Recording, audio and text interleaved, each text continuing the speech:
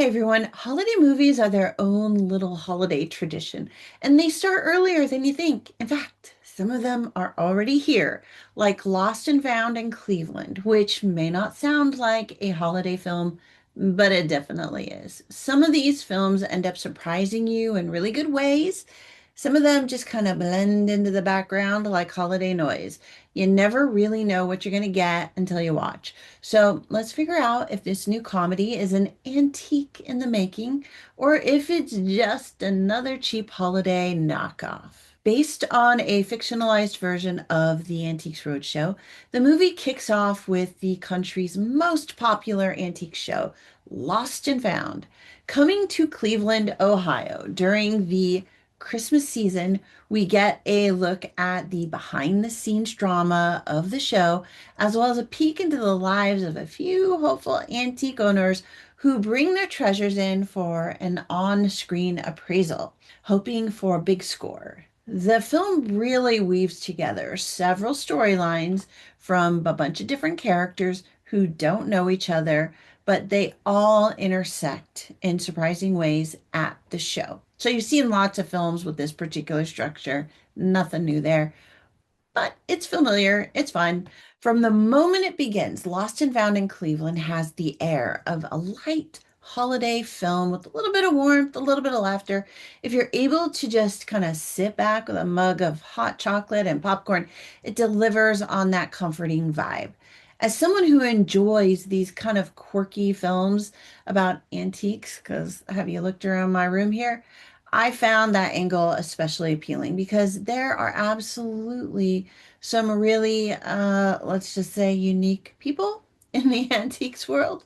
The film doesn't shy away from that aspect of things, and it enjoys a kind of meandering build toward the live broadcast of appraisals without any high stakes action to kind of bump it along. The narrative structure is definitely predictable, but that's kind of part of the charm. While you know what you're getting, at least it tries to deliver on its promise in unexpected ways.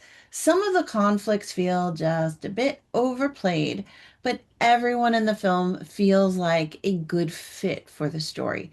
There are moments of comedy and moments of drama that drive home the feeling of this somewhat goofy and fun movie that is intentionally designed to be this year's most family-friendly and unobtrusive holiday film.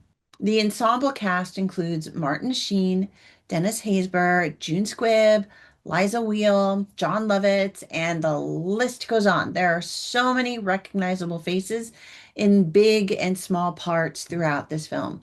What works here is that every character has a distinct thread in the story, and that makes sense.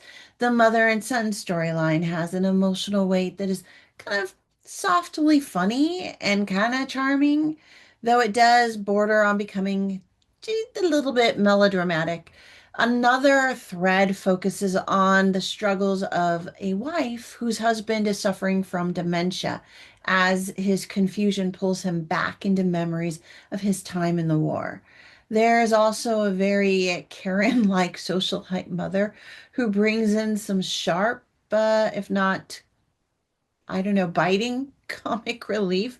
We also have this young married white couple where the professor husband is freaking out about the boxes of Aunt Jemima memorabilia that he inherited from his mother, and he's super embarrassed about it all. And it's a little bit overplayed, but in an intentional way that kind of makes it kind of satirical and funny. Finally, there is a mailman with a dream. He is kind and wonderful, and he is honestly the best thing about the film, other than Martin Sheen, who only appears in a few scenes, but he still brings that sense of seriousness that keeps the movie from slipping into forgettable holiday fare. So, nothing that I have said feels very holiday-like. That's because the story isn't centered on the Christmas holiday. It just takes place in December. You see some Christmas trees, there's some holiday cheer here and there, there's some decorations, and it's snowing, which adds to the holiday season feel. These things are all there. But if you're not a holiday person, you're not going to feel like you're being hit over the head with a holiday film or a Christmas tree or anything like that. You still get a family, fun, safe film where pretty much everybody can enjoy it because it's kind of vanilla, but it's kind of funny. So, is Lost and Found in Cleveland ticket worthy or not? I need to take myself out of this equation for this answer because this film, it was just clearly made for me. I mean, look around. But is it made for you? That's what we need to figure out. I think this film will absolutely find a core audience of people who enjoy quirky films with an independent feel. It's also, like I said, a safe film for a family and friends outing that will give you a laugh or two while you spend time together. And for my crew of holiday film lovers, this is honestly better than most of the sappy Hallmark holiday films that come out. And it doesn't feel like every other holiday film that you've ever seen. So there are some benefits here for sure, even though the structure feels a little bit predictable. However, if none of this sounds interesting to you, if you don't like holiday films, if you don't like family, fun, friendly, kind of sappy things, this is not your film. You should just move along and find something else to watch because you're not going to be satisfied with this cutesy holiday antiques film. So, Lost and Found in Cleveland. Have you seen it? Are antiques something you enjoy? What about other holiday films? What are you watching? What are you looking forward to this year?